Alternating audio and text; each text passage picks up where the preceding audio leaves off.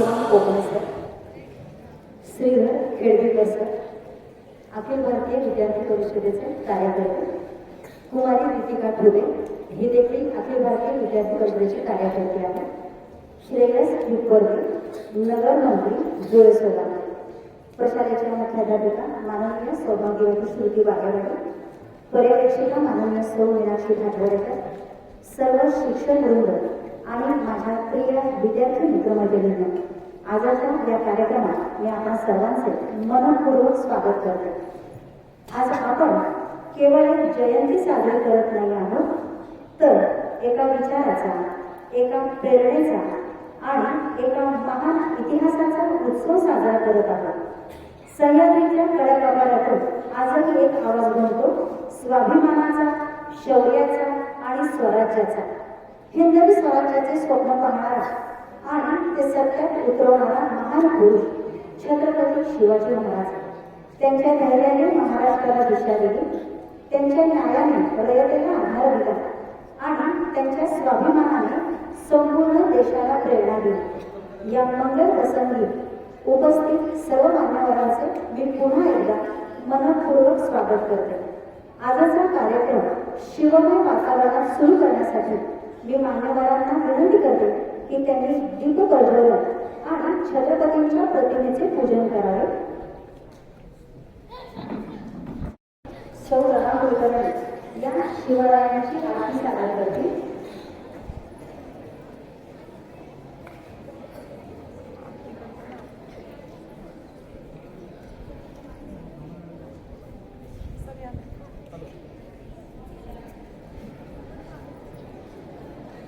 Madam तुम्ही photo घ्या, म्हणजे कोणातरी काढा.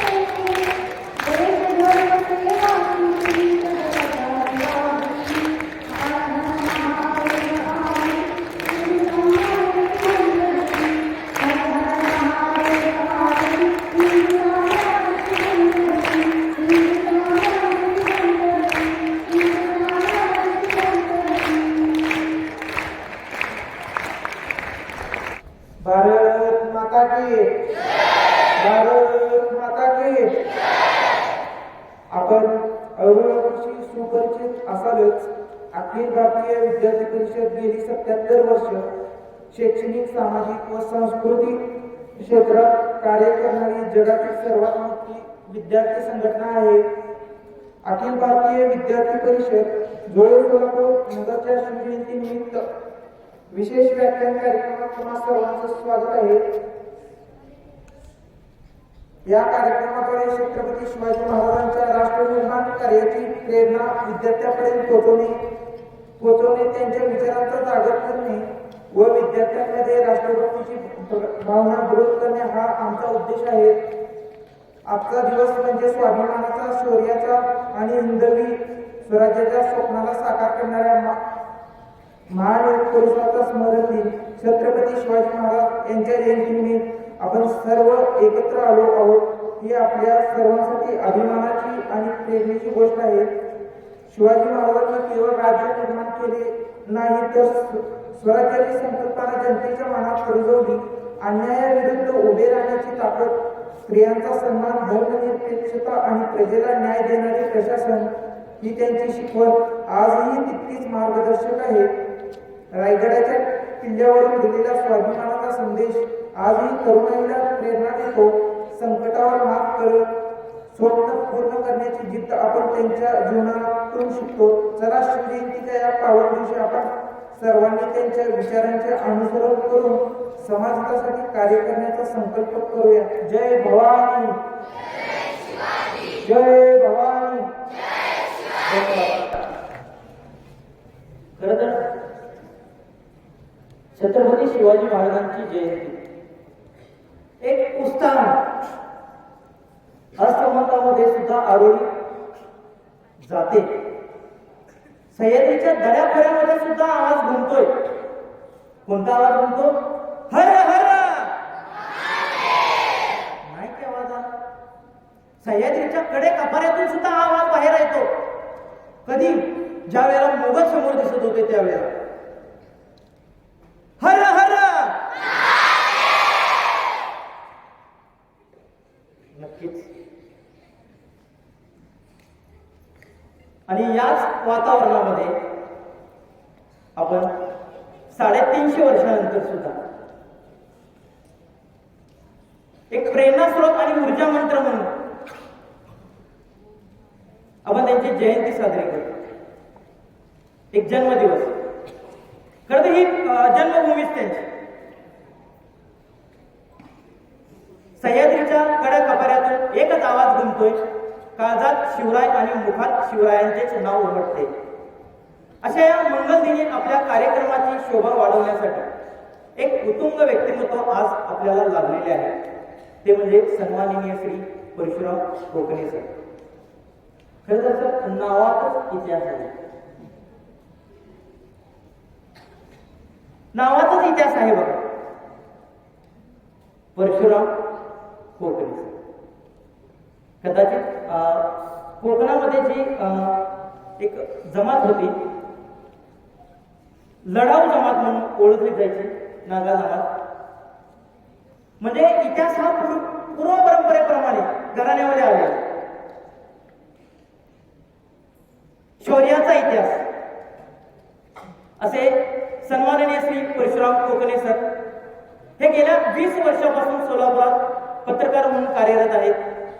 आजवर दैनिक बंधुप्रेम, जनप्रवास, सुराज्य, सोलापूर तरुण भारत, बेळगाव तरुण भारत, संचार, सकाळ आदी दैनिकात उपसंपादक, क्राईम रिपोर्टर यासह विविध पदावर जबाबदारी सांभाळली आहे.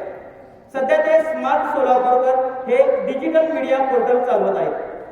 पत्रकार म्हणून विविध विषयांवरील बातम्या लिहिताना पर्यावरण, संवर्धन, निसर्ग भटकंतीच्या अनुषंगाने अनेक विषय हाताळले. कुटुंबियांना, समविचारी मित्रांना सोबत घेऊन त्यांनी इको फ्रेंडली क्लबची सुरुवात करून सोलापुरात पर्यावरण संवर्धन, निसर्ग भटकंतीच्या अनुषंगाने विविध उपक्रम राबविण्यास सुरुवात केली. हजारो सोलापूरकरांमध्ये पर्यावरणाविषयी आवड निर्माण करण्यात इको फ्रेंडली क्लबला यश आले आहे. याच माध्यमातून विविध ठिकाणी भटकंती, ट्रेकिंगचे उपक्रम राबविले जात आहेत. स्वतः परशुराम कोकणे सर यांनी महाराष्ट्रातील सर्वोच्च कळसुबाई शिखर 8 वेळा सर केलेले आहे. शेकडो सोलापूरकरांनी विविध गडकोटांची भटकंती घडवली आहे. खरं तर इको फ्रेंडली क्लब हा सुरुवात करणं आणि त्यामध्ये सोलापूरकरांना सामील करून घेणं. खरं तर एक दोनच ओळी सांगतो, थोडेसे समजले तर बघा, जास्त नाही, दोनच ओळी आहेत. मैं अकेला ही चला था, मैं अकेला ही चला था, जानी पे मंजिल, जानी पे मंजिल, मगर लोग साथ आते गए और कारवा बनता गया, लोग साथ आते गए और कारवा बनता गया. कारण इको फ्रेंडली आज समस्त सोलापूरकरांना साजरा केली आहे. पर्यटनातील विविध संकल्पना व आधुनिकता प्राप्त करण्यासाठी त्यांनी सोलापूर विद्यापीठाचा पर्यटनशास्त्र हा अभ्यासक्रम संगमेश्वर महाविद्यालयातून पूर्ण केला. पर्यावरण क्षेत्रातील कार्याबद्दल मानाचा असा किर्लोस्कर वसुंधरा मित्र हा पुरस्कार परशुराम कोकणे सर यांना मिळाला आहे. इतरही विविध पुरस्कारांनी त्यांचा सन्मान झाला आहे. सोलापूर आणि परिसरात पर्यटन वाढावे यासाठी विविध उपक्रमांचे आयोजन करण्याबरोबरच पर्यटन विभाग तसेच शासकीय पातळीवर त्यांचा पाठपुरावा सुरू असतो. तसं पाहिलं तर पर्यटनामध्ये एक वेगळं नाव इको फ्रेंडलीने आणि स्वतः परशुराम कोकणे सरांनी केलेलं आहे. काही वेळेला असं वाटतं की ही व्यक्ती पायामध्ये भिंगरी घालूनच महाराष्ट्रावर फिरते की काय. कारण असं सोलापूरकरांना तरी खूप मोठ्या प्रमाणामध्ये त्यांनी गडकोट असतील किंवा भ्रमंती असेल, पर्यटन असेल, यामध्ये एक विडाच उचललेला आहे की सोलापूरकरांना पर्यटनामध्ये न्यायचं आणि सोलापूरचं पर्यटन वाढवायचं. छत्रपती शिवाजी महाराजांच्या विचारांचा वारसा चालवणारे आणि समाजासाठी सदैव तत्पर असणारे हे व्यक्तिमत्व आज आपल्याला लाभलेले आहे. खरं तर पर्यटन हा त्यांच्या आवडीचा विषय. सर जाता जाता एकच गोष्ट सांगतो, ती म्हणजे शेर शायरी गालिबची. सैर कर दुनिया की गाफिल जिंदगानी फिर कहा, सैर कर दुनिया की गाफिल जिंदगानी फिर कहा, जिंदगी घर कुछ रही तो ये नौजवानी फिर कहा, जिंदगी घर कुछ रही तो ये नौजवानी फिर कहा. कारण असा एक संदेश आपल्याला हे आजचे प्रमुख पाहुणे देत आहेत की वेळेनुसार प्रत्येक गोष्ट करावी. आणि आज आपल्याला लाभलेलं एक असंच व्यक्तिमत्व आहे जे पर्यटनामध्ये माहीर आहे. गडकोट आणि गडकिल्ले भ्रमंती हा छंद ते जोपासत आहेत आणि त्याचबरोबर इतरांनाही छत्रपती शिवाजी महाराजांच्या गडकोटांवर, किल्ल्यांवर भ्रमंती करून ट्रेकिंगचा मनमुराद आनंद देत इतिहास त्यांच्या समोर सादर केला जातो. असं एक व्यक्तिमत्व म्हणजेच परशुराम कोकणे सर. धन्यवाद.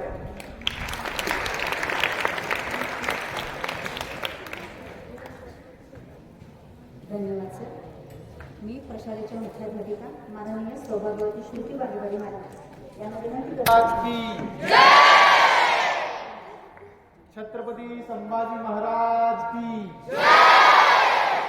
जय भवानी, हर हर. या घोषणा आणि हिंदवी स्वराज्य आणि सह्याद्री यांचे एक अतूट नातं आहे. या घोषणांशिवाय सह्याद्री नाही, या घोषणांशिवाय शिवरायांचं स्वराज्य नाही आणि या घोषणांशिवाय आपला महाराष्ट्र नाही. त्यामुळे या घोषणांपासूनच आपल्या आजच्या कार्यक्रमाची सुरुवात झाली पाहिजे. मेहता प्रशालेचं आणि इको फ्रेंडली क्लबचं एक वेगळं नातं आहे. गेल्या अनेक वर्षापासून आपण या शाळेमध्ये पर्यावरण संवर्धनाच्या अनुषंगाने वेगवेगळे उपक्रम करतोय. इथल्या सगळ्या शिक्षकांना, इथल्या विद्यार्थ्यांना, पालकांना सुद्धा हे माहिती आहे. खास करून आपल्या शाळेच्या मुख्याध्यापिका बागेवाडी मॅडम आणि त्यांचा सगळा संपूर्ण उत्साही स्टाफ यांच्यामुळे हे उपक्रम होत आलेले आहेत. आजचा जो काही उपक्रम आहे तो अखिल भारतीय विद्यार्थी परिषदेच्या माध्यमातून त्यांच्या पुढाकारातनं श्रीधर सर असतील, श्रेयस सर असतील, रितिका मॅडम असतील यांच्या समन्वयातून आजचा हा कार्यक्रम आपल्या शाळेमध्ये होतोय. छत्रपती शिवाजी महाराजांची जयंती उद्या आपण साजरी करणार आहोत. आपल्या सगळ्यांसाठी, आपल्या सगळ्या मराठी जनांसाठी हा एक दिवाळीसारखा सण आहे. बरोबर आहे का? छत्रपती शिवाजी महाराजांनी हिंदवी स्वराज्याची स्थापना केली आणि आपल्या सगळ्यांना स्वातंत्र्य दिलं. शिवाजी महाराज आणि गडकिल्ले, शिवाजी महाराज आणि निसर्ग, शिवाजी महाराज आणि महाराष्ट्र हे एक वेगळं अतूट नातं आहे. हे नातं नेमकं काय आहे हे आपण थोडंसं समजून घेणार आहोत. जसं की ओळख करून देताना सरांनी सांगितलं, गेल्या 10 ते 15 वर्षापासून सह्याद्रीमध्ये वेगवेगळ्या गडकोटांवर फिरताना छत्रपती शिवाजी महाराज, मावळे इतिहास नेमका काय आहे, कसा होता, कसा घडला, हे थोडंसं जवळून जाणून घेता आला, त्याचा अभ्यास करता आला. खरं तर आपला इतिहास खूप मोठा आहे. जेव्हा आपण तिथं तर प्रत्यक्ष घटनास्थळी जाऊन पाहतो, त्या गडकिल्ल्यांवर जाऊन पाहतो, सह्याद्रीमध्ये जाऊन पाहतो, त्यावेळेला आपल्याला ते लक्षात यायला लागतं की तो किती मोठा आहे आणि नेमकं काय घडलं होतं. आज आपण थोडीशी हिंदवी स्वराज्याच्या अनुषंगानं, सह्याद्रीच्या अनुषंगानं, गडकोटाच्या अनुषंगानं माहिती घेणार आहोत. आपल्या हिंदवी स्वराज्याच्या 4 राजधान्या आहेत. या 4 राजधान्या कुणाला सांगता येतील? हिंदवी स्वराज्याच्या 4 राजधान्या. मागे बघायचं नाहीये, कुणाला येते, चुकायचं नाही. आहे खात्री? बर, उठ आणि तुझं नाव सांगून मग हिंदवी स्वराज्याच्या 4 राजधान्यांची नावं सांग. तुझं नाव सांगा. अमोल छत्रे. बर, 4 राजधान्यांची नावं सांग. रायगड 4, 3 राहिले अजून. येते कुणाला अजून? दीदी सांग बघू. पन्हाळा नाही. पन्हाळा हा आपला किल्ला आहे पण राजधानी नाही. अजून कुणाला आठवतंय? वाचनात आलंय?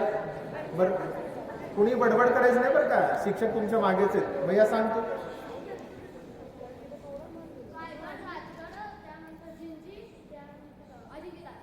वा, जोरदार टाळ्या होत्या.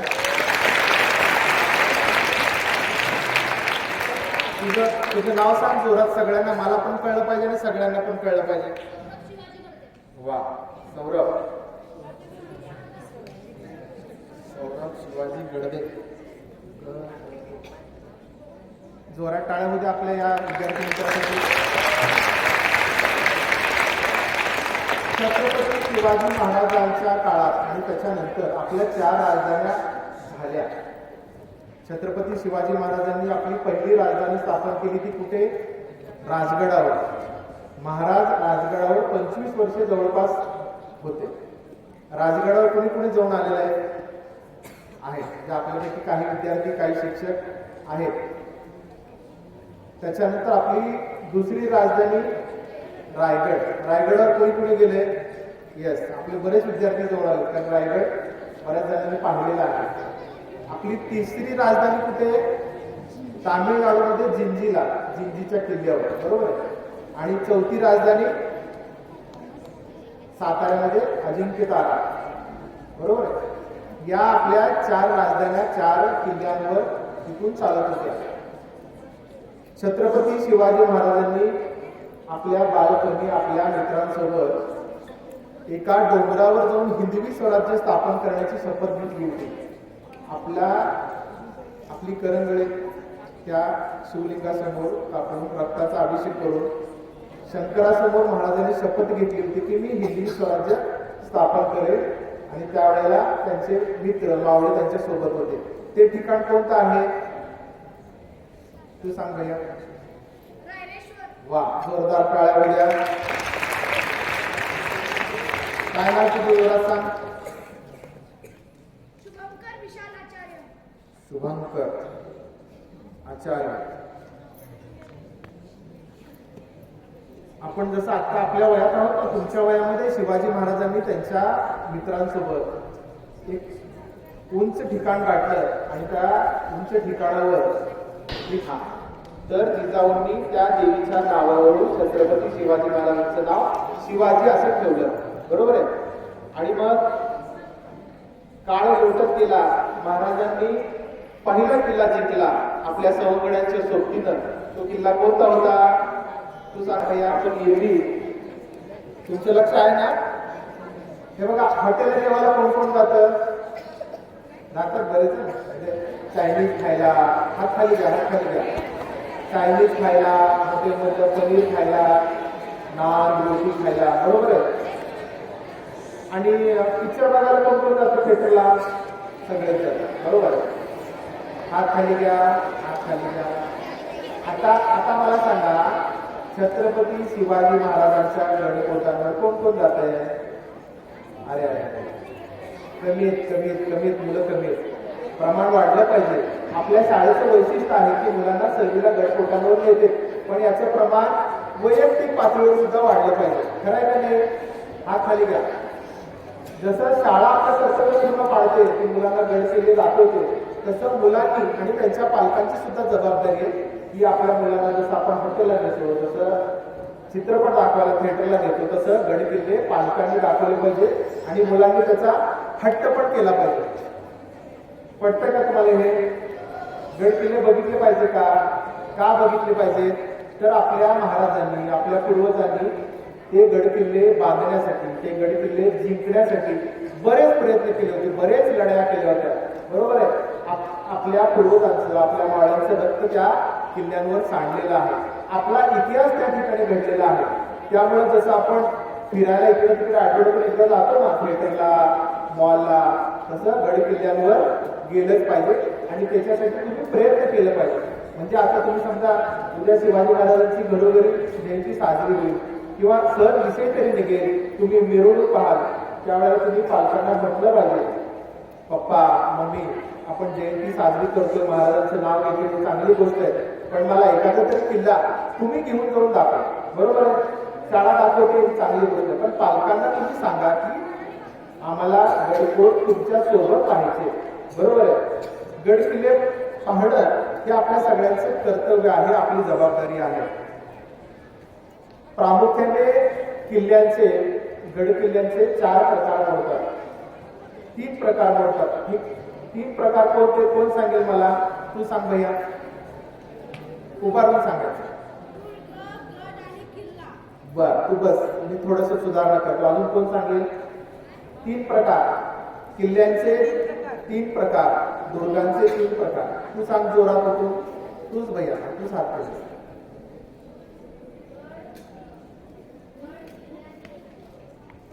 बरं ठीक आहे, मी दुरुस्ती करतो. हे बघा, किल्ल्यांचे 3 प्रकार आहेत. एक तर आहे गिरिदुर्ग.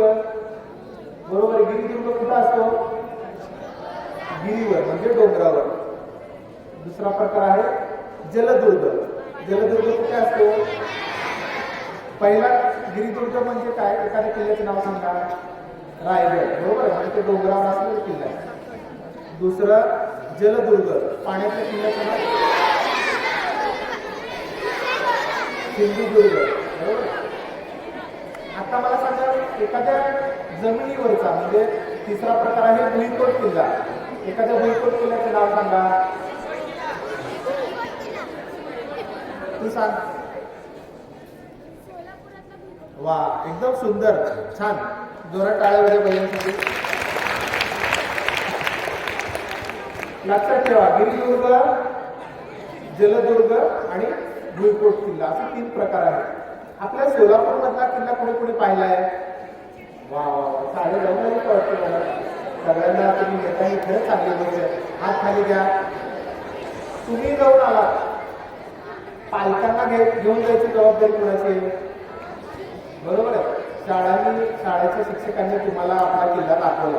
आता आपल्या पालकांना, आपल्या येणाऱ्या पाहुण्यांना आपल्या सोलापूरच्या किल्ल्यात घेऊन जाण्याची जबाबदारी तुमची आहे. एरव्या थोडस शांतता, शिक्षक मागे बरं का, विसरू नका. आपले जे काही पाहुणे येतात मुंबई, पुण्यातनं, कोल्हापूरवरनं, बऱ्याचदा म्हणतात काय तुमच्या सोलापूरमध्ये, असं म्हणतात का नाही बऱ्याचदा, काय तुमच्या सोलापूरमध्ये? त्यावेळेला आपण अभिमानाने काय म्हणायला पाहिजे? आमच्या सोलापूरमध्ये भुईकोट किल्ला आहे आणि तो आम्ही तुम्हाला दाखवू. आपलं सोलापूर हे असं शहर आहे ज्या शहरामध्ये किल्ला आहे. बरोबर आहे?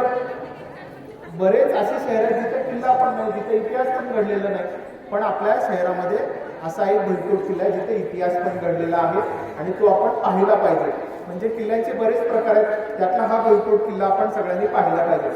किल्ल्यांमध्ये वेगवेगळे प्रकार असतात, म्हणजे खास करून किल्ल्यांचे जे काही दरवाजे आहेत त्या किल्ल्यामध्ये वेगवेगळी नावं असतात. त्याच्यामध्ये गोमुख पद्धतीचा दरवाजा कोणी कोणी वाचलंय, ऐकलंय. जसं गायीचं मुख असतं त्या पद्धतीनं तो दरवाजा असतो. म्हणजे समजा शत्रू आपल्या किल्ल्यावर आला, शत्रू आपल्या गडकोटांवर आला तर त्याला थेटपणे आत प्रवेश मिळू नये याच्यासाठी बऱ्याच किल्ल्यांचं बांधकाम गोमुख पद्धतीनं झालेलं आहे.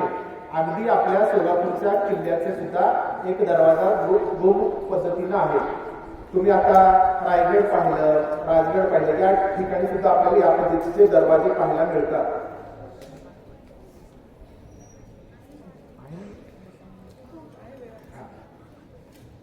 आपल्या छत्रपती शिवाजी महाराजांनी जवळपास 25 वर्षे राजगडावर वास्तव्य होतं महाराजांचं, आणि त्या राजगडावर 3 माच्या आहेत, बरोबर आहे.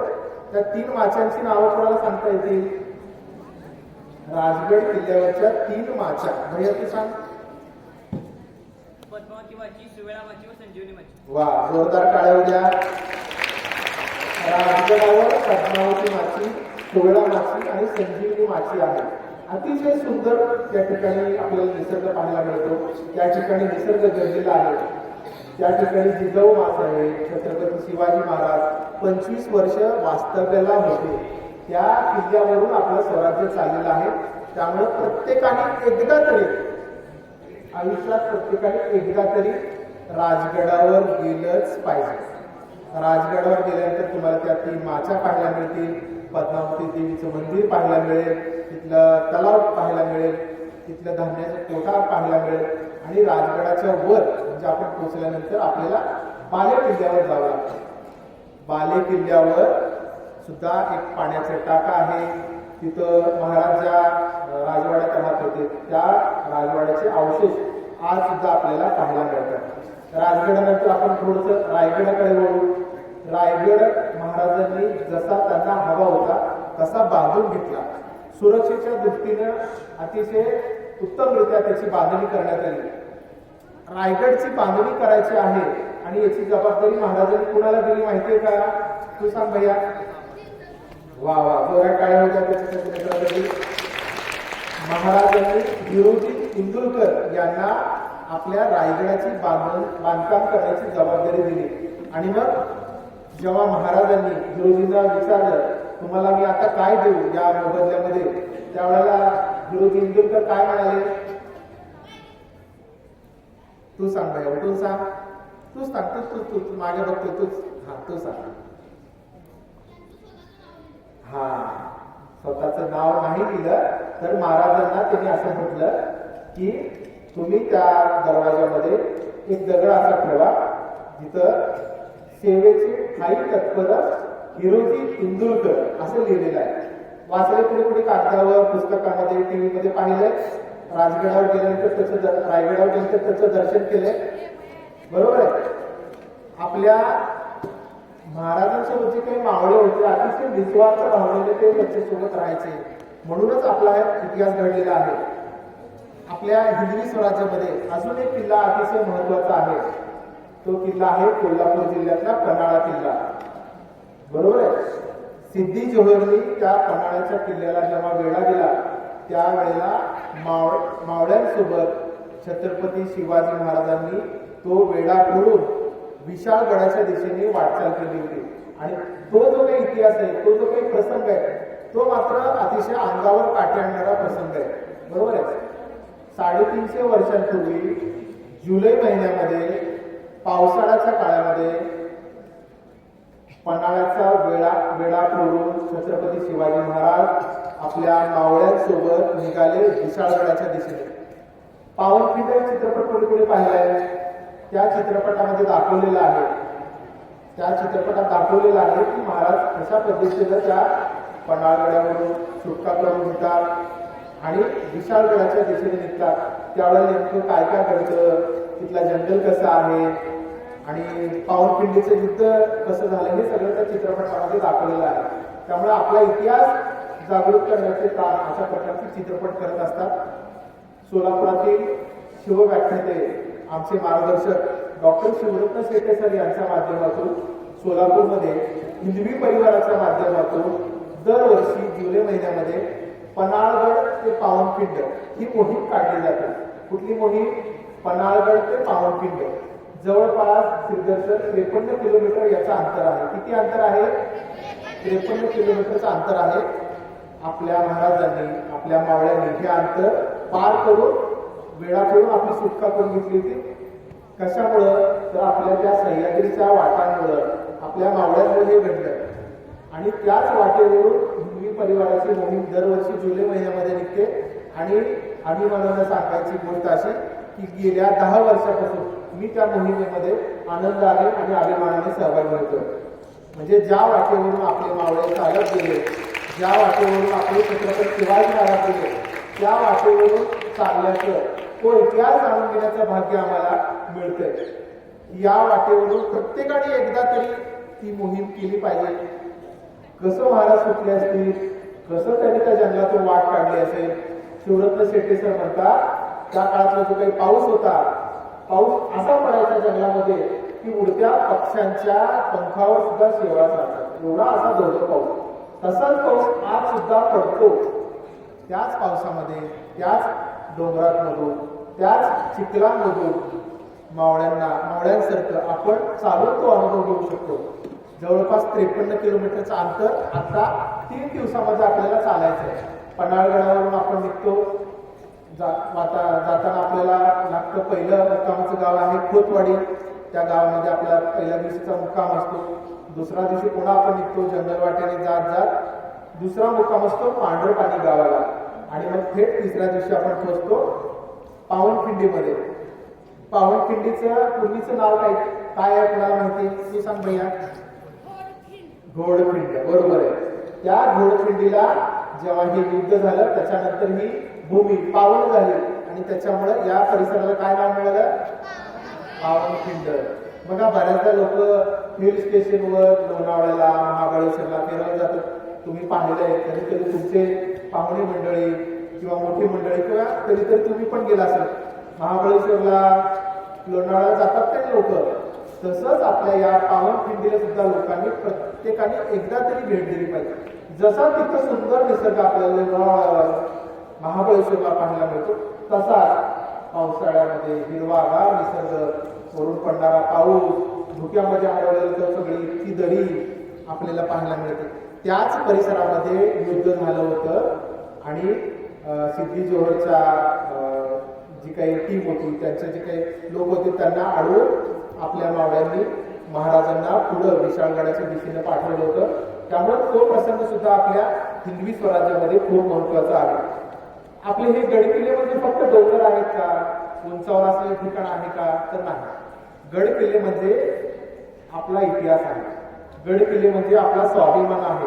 आपल्या पूर्वजांनी कधीतरी तुमच्या आजोबांनी त्यांच्या पणजोबांनी त्या ठिकाणी कष्ट केलेले आहेत, त्या ठिकाणी घाम गाळलेला आहे, कुणीतरी रक्त सुद्धा सांडलेलं आहे। त्यामुळं या गडकिल्ल्यांना खूप महत्व आहे। आता तुमची जी काही परीक्षा होईल, काय म्हणतात त्या परीक्षेला? चाचणी परीक्षा होईल। त्याच्यानंतर तुम्हाला सुट्ट्या मिळतील, बरोबर आहे। या सुट्ट्यांच्या काळामध्ये तुम्ही मामाच्या गावाला जाता, काही प्लॅन तुमचे बनतात। या प्लॅनमध्ये तुम्ही एक गोष्ट ठरवून घ्या, आपल्या घरातल्या मोठ्या मंडळींना पाहुण्यांना सांगा की बाबा आम्हाला तुम्ही फिरायला नेताय, चांगली गोष्ट आहे, पण यावेळेला तुम्ही आम्हाला एक तरी किल्ला दाखवा। हे आपल्या घरच्यांना तुम्ही सांगा आणि घरच्यांसोबत तुम्ही जा। गड किल्ल्यांवर जेव्हा फिराल त्यावेळेला एक गोष्ट महत्वाची आहे, कुठल्याही प्रकारचा कचरा गड किल्ल्यांवर आपल्याला करायचा नाही। म्हणजे समजा तुम्ही चॉकलेट खाल्लं, बिस्किट खाल्लं तर त्याचा रॅपर सुद्धा त्या ठिकाणी टाकायचं नाही। आपले गड किल्ले स्वच्छ ठेवण्याची जबाबदारी आपल्या सगळ्यांची आहे। त्यामुळं जेव्हा आम्ही ट्रेकिंगला जातो, जेव्हा आम्ही मुलांना मोठ्यांना घेऊन जातो त्यावेळेला सक्त सूचना देतो की तुमच्यामुळं कुठल्याही प्रकारचा कचरा या गड किल्ल्यांवर झाला नाही पाहिजे। त्याचं कारण असं आहे, वरून छत्रपती शिवाजी महाराज आपल्याला बघतायत, कोण कसं वागतं हे ते पाहतायत, बरोबर आहे। निसर्गामध्ये हिंदवी स्वराज्यामध्ये चुकीला माफी नाही। तुम्ही एखादा कचऱ्याचा तुकडा जरी जंगलामध्ये गडकोटावर टाकला तर तुम्हाला शिक्षा मिळणार, लक्षात ठेवा। महाराज तुम्हाला किमान पायाला तुम्हाला ठेच तरी लागू देणार। त्यामुळे तुम्ही ह्याच्या पुढे संकल्प करा की बाबा माझ्यामुळे कुठल्याही प्रकारचा कचरा होणार नाही आणि आपले गड किल्ले, आपला निसर्ग स्वच्छ ठेवण्याची जबाबदारी तुम्ही सगळ्यांनी घ्या। आजच्या या कार्यक्रमामध्ये गड किल्ले, छत्रपती शिवाजी महाराज, मावळे या अनुषंगाने तुमच्या सगळ्यांसोबत बोलण्याची संधी मला अखिल भारतीय विद्यार्थी परिषद आणि मेहता शाळेने उपलब्ध करून दिली। याबद्दल मी शाळेचे, संयोजकाचे आणि खास करून ऋतिकाचे आणि श्रेयसचे सोबतच आमचे मार्गदर्शक श्रीधर सरांचे मी आभार मानतो। यापुढेही वेगवेगळ्या उपक्रमाच्या माध्यमातून आणि तुमच्याशी संवाद साधत राहणार आहोत। आता जे काय मुलांनी मी 2-4 नावं लिहून घेतलेले, ज्या ज्या मुलांनी छान अभिमानाने धाडसाने उत्तर दिलेली आहेत त्यांना एक छोटंसं भेट इको फ्रेंडली क्लबकडनं लवकरच देण्याचा आमचा प्रयत्न आहे. मी माझ्या लक्षात ठेवेन, मी जरी विसरलो तरी मॅडमनी आठवण करावी.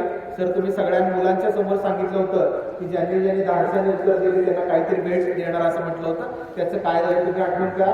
मी आमच्या इको फ्रेंडली क्लबकडनं तुम्हाला काहीतरी भेटवस्तू देण्याचा प्रयत्न करेन. त्यामुळं ज्यांनी उत्तर दिली त्यांचा पुन्हा एकदा टाळ्या वाजवून कौतुक करा. तुम्ही पण सगळ्यांनी हा छान प्रयत्न केला. अधिक सुधारणा करण्याचा प्रयत्न करा. आपण कार्टून बघतो, बातम्या बघतो, वेगवेगळे सिरियल बघतो, ते थोडंसं बाजूला ठेवून छत्रपती शिवाजी महाराजांचे चित्रपट बघा, छत्रपती शिवाजी महाराजांवर आधारित सिरियल्स बघा, त्याच्यामधून तुम्ही आपला इतिहास जाणून घ्या आणि ज्या ज्या वेळेला शाळेच्या माध्यमातून गड किल्ल्यांवर सहल येतील त्याच्यामध्ये तुम्ही सहभागी व्हा. पुन्हा एकदा आपण जयघोष करूया. हा जयघोष आता आजूबाजूच्या घरांमध्ये सुद्धा गेला पाहिजे. बरोबर? बोला छत्रपती शिवाजी महाराज की.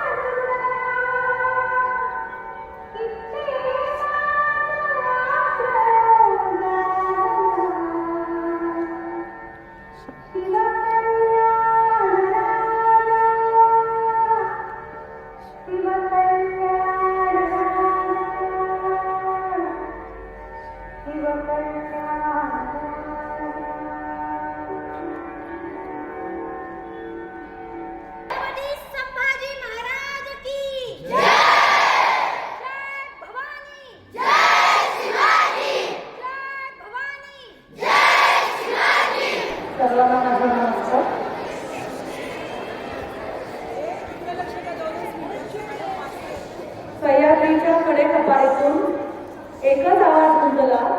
सह्याद्रीच्या कडेकपारीतून एकच आवाज गुंजला.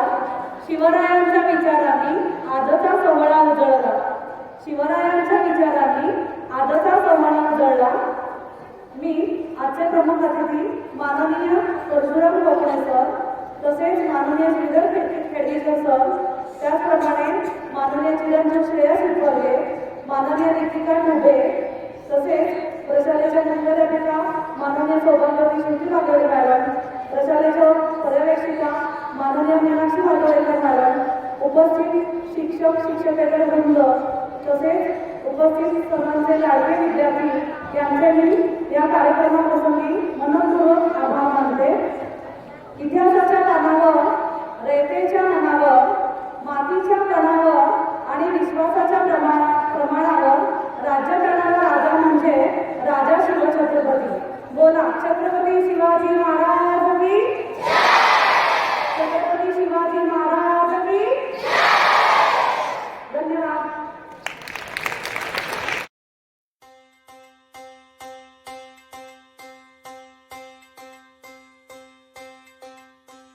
na na na na na na na na na na na na na na na na na